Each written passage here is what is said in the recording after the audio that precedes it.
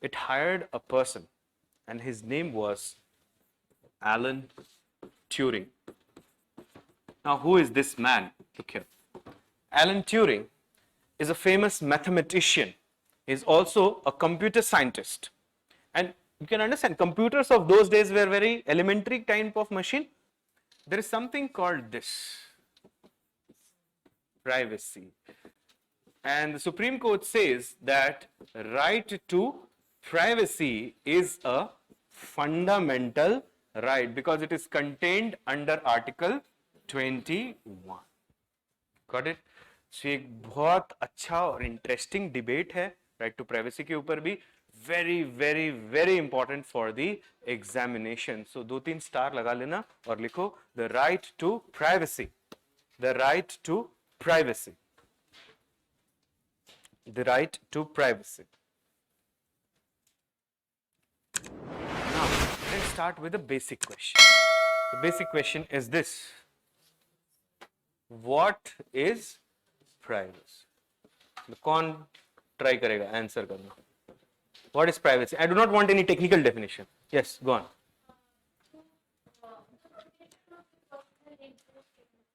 Protection of your personal interest. Okay, yes.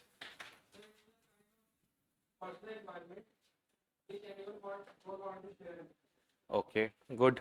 Slightly refined definition. Your definition is also more or less on the same line. Anything else? What is privacy? I'm not asking what is right to privacy. I'm asking what is privacy. All of you have an understanding of what is privacy?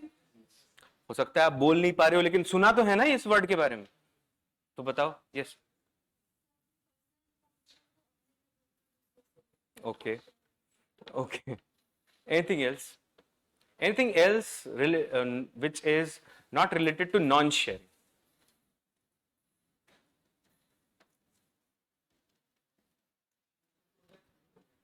What is privacy?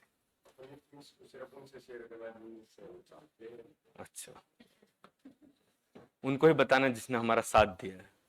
ठीक है.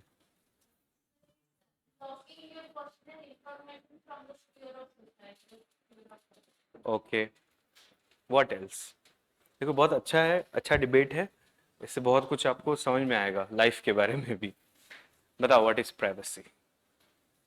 The question lingers. What is privacy?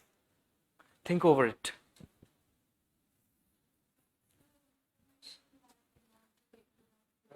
Okay, information that cannot be taken out from you forcibly.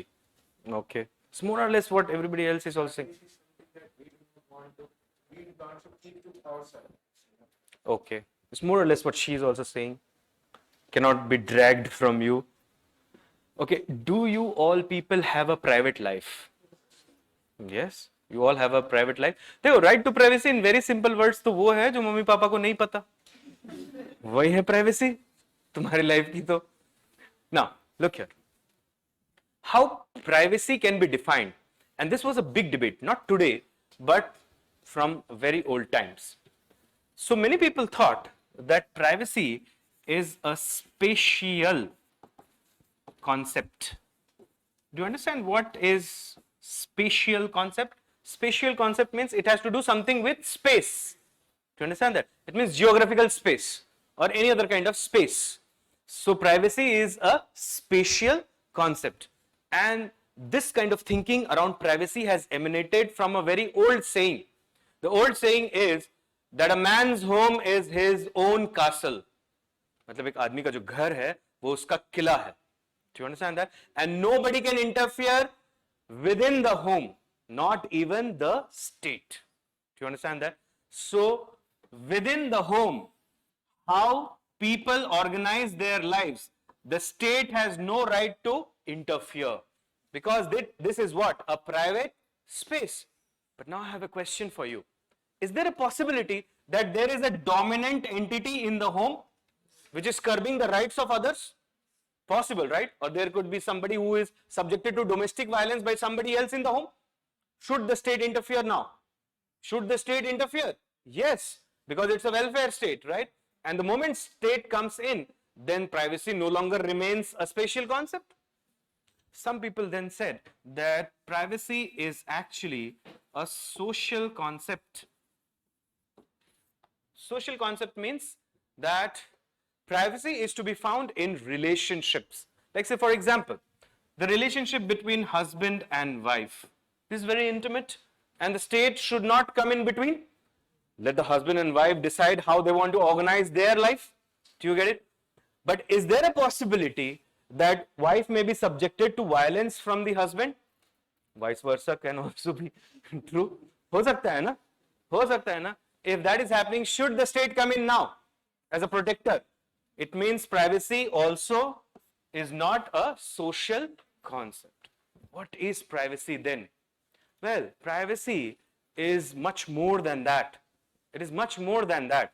And privacy includes so many things. Like say for example, all these people that were highlighting different things about privacy, all of you were correct to some extent. Now look here.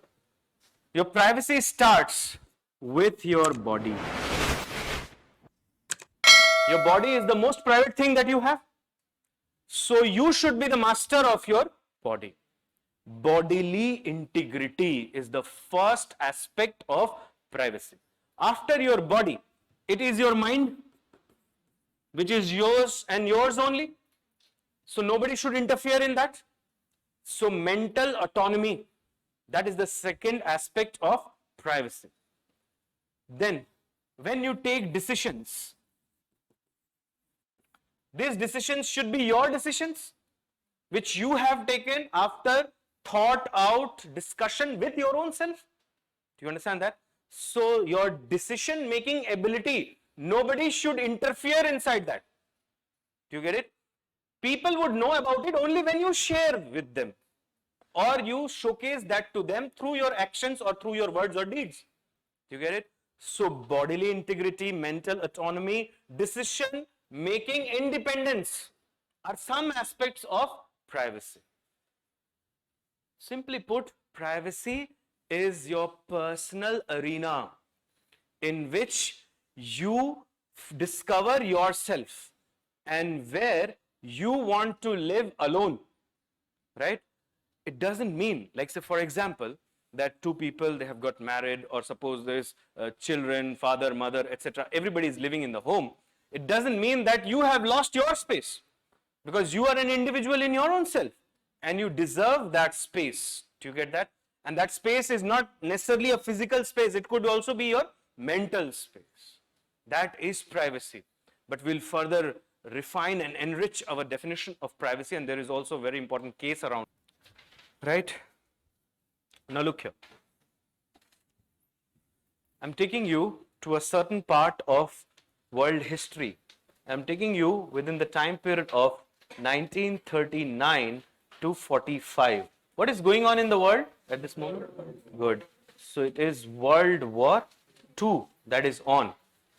And in World War II, you know that the world was divided into two major forces, the Allied forces and the Axis powers. And the Axis powers, who was the leader of the Axis pack? Nazi Germany, right? Hitler, he was leading it. So Germany, you see, it discovered a machine. That machine was known as the Enigma machine. Now, what is this Enigma machine? Have you heard about encryption, decryption, etc.? So, Enigma machine was a machine which could encrypt a text message. Encryption of a text message means you will send it in the form of number 010111, something like that. Then you need a key to read the message, right? There is a private key, public key. Remember, ऐसा कुछ पढ़ा था कभी? Good. So there is this machine called Enigma machine, and its name is Enigma. मतलब इसको समझना बहुत मुश्किल है. And it could decrypt or encrypt rather a message, a simple message, into billions and billions of types of codes. It means it worked on permutation and combination. Do you get that? And through this, German forces used to send messages to each other, which only they can understand. And this was causing detrimental for the Allied forces. It means especially for England, France, because they were under the direct impact of the German onslaught. So what happened was that the government of Britain, it hired a person. His name was Alan Turing. Now, who is this man? Look here. Alan Turing is a famous mathematician. He is also a computer scientist. And you can understand, computers of those days were very elementary type of machine, but this man was considered as one of the leading brains in computer technology at that time. Do you get it? So Alan Turing, through his mathematical skills, you have to be only good with computers and mathematics to understand this. So what he did was that he did a research on these codes, and he broke the codes. Single-handedly, this man, he broke the codes, and because of him, the World War ended 2 years earlier. It ended in 1945. Remember when the British Prime Minister was making a declaration that we will leave India, he gave the date 1948. Because ये hope था कि war ही चलेगा 47 तक तो, but it ended in 1945 solely because of the contributions of this man, Alan Turing. So Turing overnight became a hero in Britain. He was given so many prizes, so many gifts, and every newspaper featured him. In fact, he became a household name, and even you see there were references of Turing in the movies and in the magazines as well. So Turing was a national hero.